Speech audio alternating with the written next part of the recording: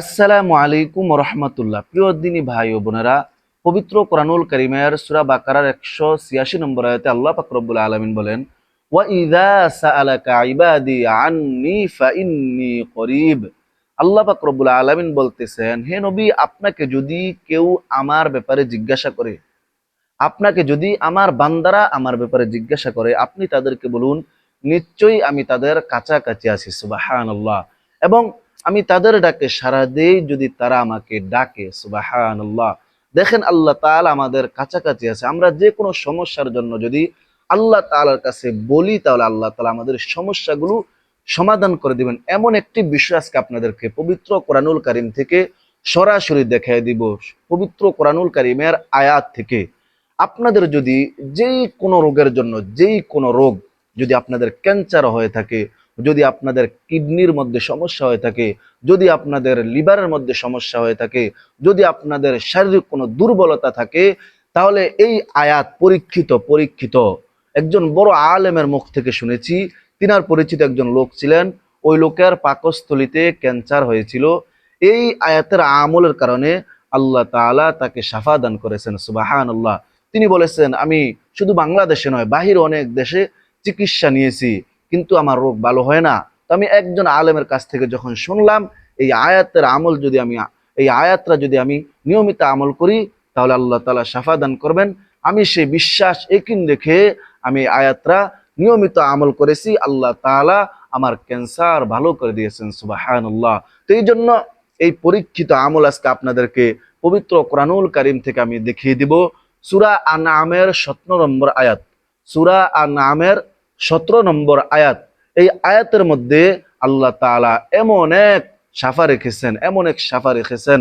দেখেন, আল্লাহ পাক রব্বুল আলামিন বলতেছেন, ওয়া ইয়ামসাসকাল্লাহু বিদুররিন ফালা কাশিফা লাহু ইল্লা হু ওয়া ইয়ামসাসকা বিখাইরিন ফাহুয়া আলা কুল্লি শাইইন কদির।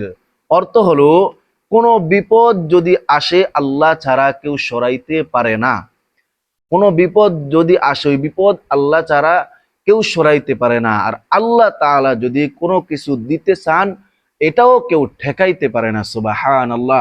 এই আয়াতের অর্থ হলো এটা, কোনো বিপদ যদি আসে, আল্লাহ ছাড়া কেউ সরাইতে পারবে না।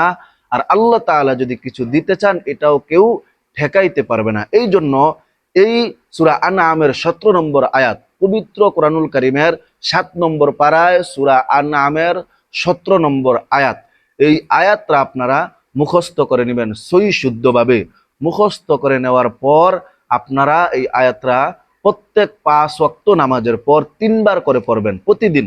যে কোনো রোগের জন্য আপনারা নিয়ত করে আল্লাহর উপর বিশ্বাস একিন রেখে প্রত্যেক ফরজ নামাজের পর আপনারা 3 বার পড়বেন। যদি মুখস্থ করতে পারেন আলহামদুলিল্লাহ, না করতে পারলে আপনারা বাংলাতে হলেও লিখে নেবেন, তবে সহি শুদ্ধভাবে পড়তে হবে।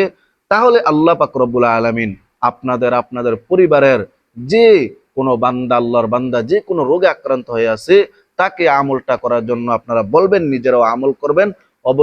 অবশ্যই আল্লাহ পাক রব্বুল আলামিন আপনাদেরকে সকল রোগ থেকে মুক্তি দিবেন। সুবহানাল্লাহ। তো প্রিয় দিনী ভাই বোনেরা, আল্লাহ পাক রব্বুল আলামিনের কথা সত্য, আল্লাহর কোরআন সত্য।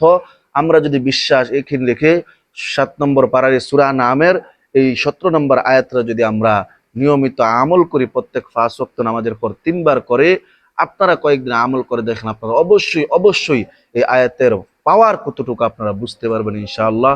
আল্লাহ পাক রব্বুল আলামিন আমার সকল দিনী ভাই বোনদের যে রোগে আক্রান্ত হয়ে আছে, কঠিন থেকে কঠিন, জটিল থেকে জটিল সকল রোগ থেকে আল্লাহ তাআলা এই আয়াতের উসিলায় ইনশাআল্লাহ শাফা দান করবেন। আল্লাহ তাআলা মুক্তি দিবেন। আল্লাহ পাক রব্বুল আলামিন আমাদেরকে আমল করার তৌফিক দান করেন। আসসালামু আলাইকুম ওয়া রাহমাতুল্লাহি ওয়া বারাকাতুহু।